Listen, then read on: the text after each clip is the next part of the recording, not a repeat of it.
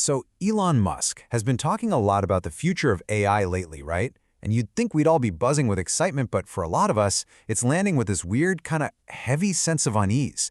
So today, we're going to dig into that. We're going to unpack the psychology of why his vision for our future feels so unsettled. And look, this isn't just a case of, oh, I don't get the tech. No, it's something way deeper, more existential. It's this one idea he keeps coming back to: humanity as a biological bootloader. I mean, think about that. We're just the temporary startup program for something else, something silicon-based. And that's what hits you. It's this gut feeling that the basic rules of our world are about to be completely rewritten. And from a psychological point of view, that anxiety, it's something we should absolutely be paying attention to. It's like a warning light on the dashboard. It's signaling that a massive shift is happening. We're not just talking about a new iPhone or some cool new app. No, this is a warning that our entire way of life, the whole system, might be on the verge of becoming obsolete. See, our brains are hardwired for this thing called predictive stability. It's a fancy term for a really simple idea. You expect the world to make sense. You believe that if you put in the effort, you'll get a predictable reward, that the rules of the game are consistent. Well, Musk's whole vision of AI, of jobs just disappearing, it takes a sledgehammer to that core belief. It attacks the very foundation of how we make sense of the world.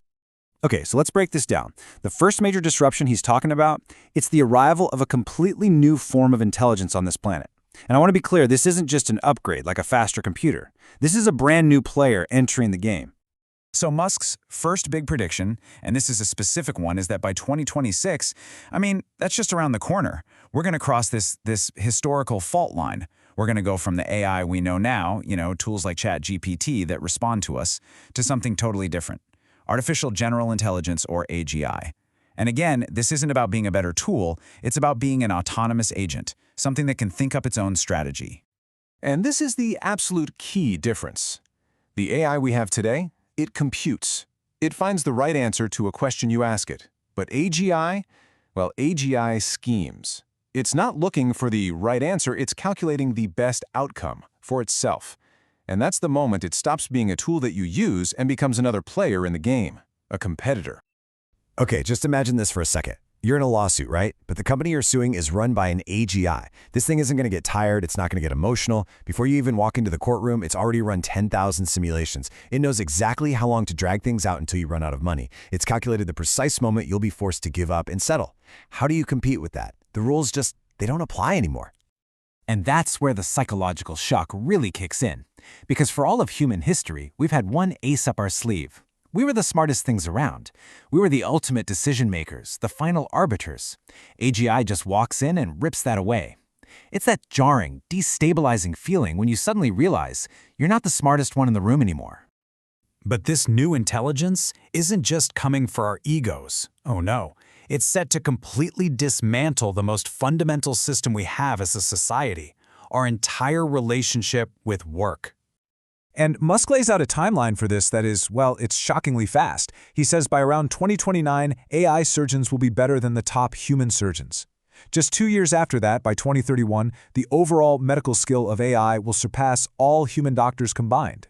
And then, by 2045, he predicts the vast majority of human jobs will just not be economically necessary anymore. We're talking about even the most respected, most stable careers, they're on the clock. And here's why it's so fast. Think about it. A human doctor needs, 10+ years of school, decades of practice to become an expert.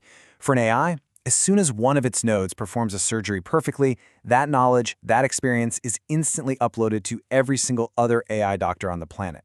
Its experience isn't individual and slow, it's collective and instantaneous. So what happens next?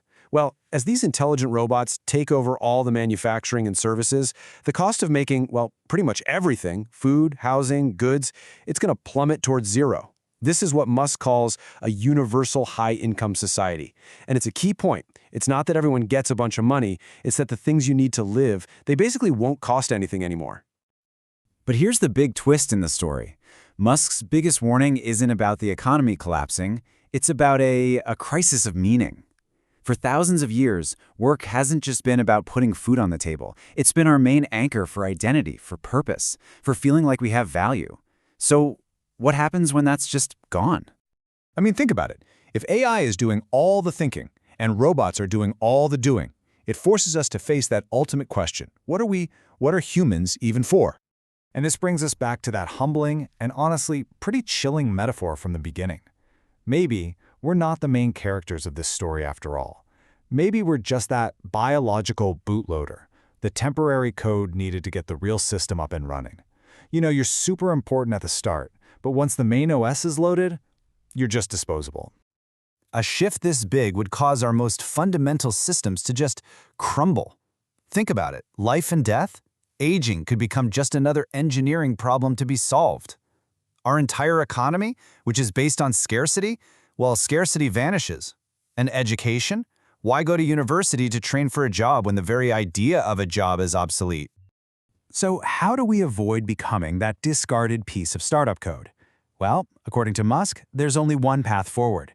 We have to fuse with it. We have to merge our own consciousness with the machines we've built. We'd have to evolve from being purely carbon-based to becoming some kind of hybrid, just to make sure we stay relevant. But when you're faced with an existential challenge this huge, the solution isn't just about more tech. It's psychological.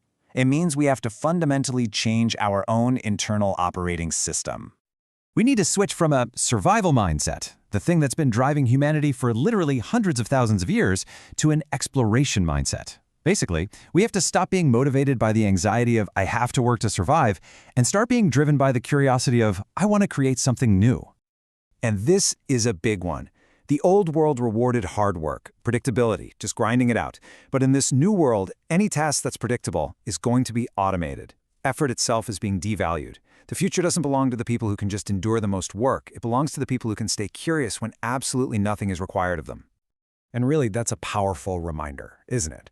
When you think about it, the great engine of civilization has never really been diligence. It's always been curiosity. The biggest breakthroughs in history didn't just come from discipline, they came from people who were just completely, obsessively fascinated by a problem. And that leaves us with the final, ultimate question.